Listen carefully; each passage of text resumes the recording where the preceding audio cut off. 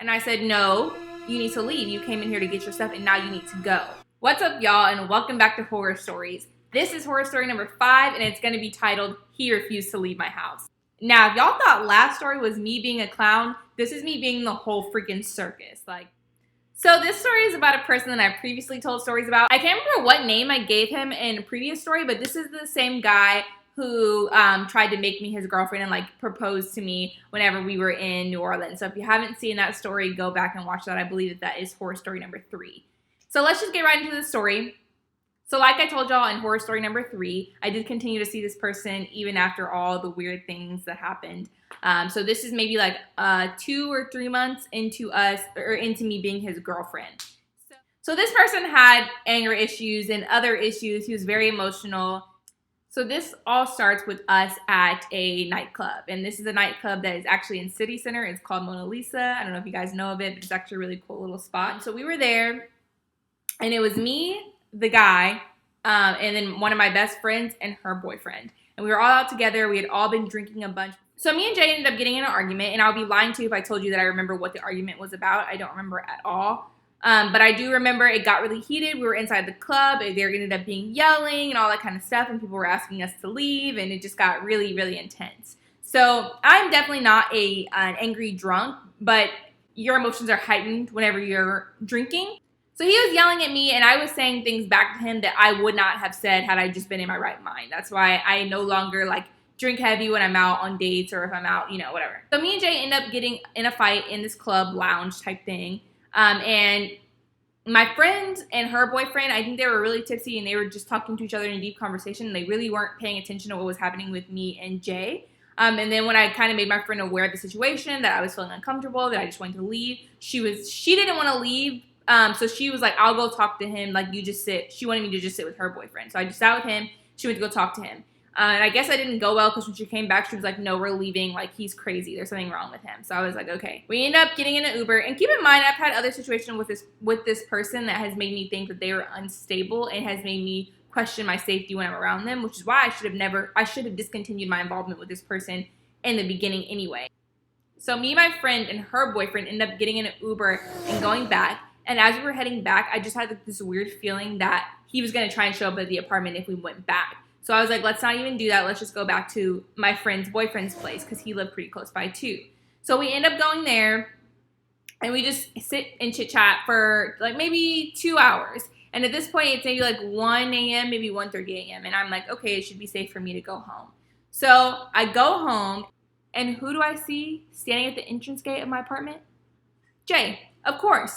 At this point, my friend and her boyfriend are like, hey, we'll come in with you. It's going to make you more comfortable. And I should have said yes just for my safety. But I just was like, no, it's okay.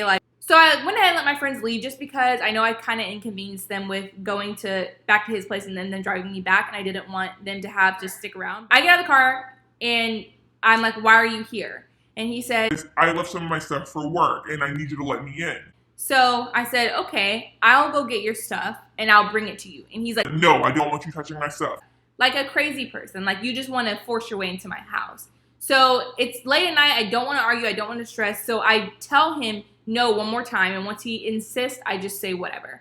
So I let him in my house. I let him collect his things. I go in my room and I just kind of start getting ready for bed, whatever. And I come back out a couple minutes later and he's just sitting on my couch and kind of leaning as if he's going to go to sleep. And I said, no, you need to leave. You came in here to get your stuff, and now you need to go. And he says, no, I'm not leaving. What do you mean you're not leaving? So he refuses to leave. It ends up being another yelling, screaming match in my apartment where I am crying and saying, I will call the police. I'm asking you to leave my house. You need to leave right now. And he keeps refusing to leave. Eventually he starts saying, I'm too drunk to leave. I don't want to drive. I tell him, it's been a while since we've been drinking, so I know you're not still tipsy, but if you feel that way, you're more than welcome to sleep in your car. There's security in my apartment. You'll be okay. You can go home in the morning. You are not welcome in my home. He continues to yell at me, continues to tell me no. Y'all, this was the most dramatic situation in the world. I was literally sitting on the entry room of my bedroom, sitting on the floor crying and screaming like a complete fool, telling this man to leave my apartment. So eventually I tell him I'm going to call the police. I don't know if that scared him. He was like, okay, I'm leaving. So he gets up and he leaves. And I just end up going to bed and trying to forget all about it. Before I go to bed, I block him. Like, in that moment, I realized, like, I'm done with everything. I block him on social media. I block his number. I block everything. So I'm like, I'm done with this person. So I wake up in the morning to, like, 50 missed calls from my friend I was out with before.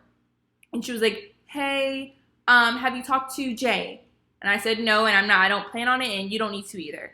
And she was like, but he kept calling me last night. And so after like 10 times, I answered the phone, and he said that he got in a really bad accident. He hit a pole after leaving your house, and he's okay, but his vehicle's totaled, and he just wanted to talk to you, whatever. And I was like, okay, anybody who gets in those sort of circumstances, you get in an accident, like, I'm praying for your safety. I'm glad you're okay. But he was also the type of person that would do that to get some attention or try to make me look bad or try to make it look like it was my fault that he got in the accident. Like an idiot, I unblocked him and I called him. And I was just like, hey, my friend told me what happened. I'm just making sure you're okay. And he says, yeah, I'm okay. I told my vehicle. I told you that I should have just stayed at your house last night. And at that point, I just kind of hung up the phone and I was done. A couple minutes later, I got a message from him.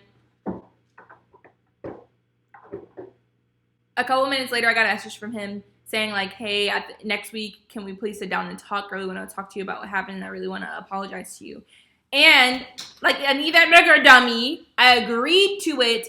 And that story is wild. That's a story for another day. But that story had very bad consequences. But I feel like in the beginning of these stories, they start off as like light and funny. And the more I tell them, the more they're like actual situations that traumatize me. So I'm sorry, but I hope this is a warning, or not a warning, but I hope that you guys can like learn from my stories. I hope they're entertaining, but I also hope that you learn from them and don't make the same mistakes I made. So that is it for this week. I will see y'all next week with horror story number 6. I can't believe I've already been filming videos for a month. And I really appreciate y'all tuning in. I really appreciate all of you subscribing and liking my videos and commenting on my Instagram. That's been really, really great. And I will see y'all next week for the next video.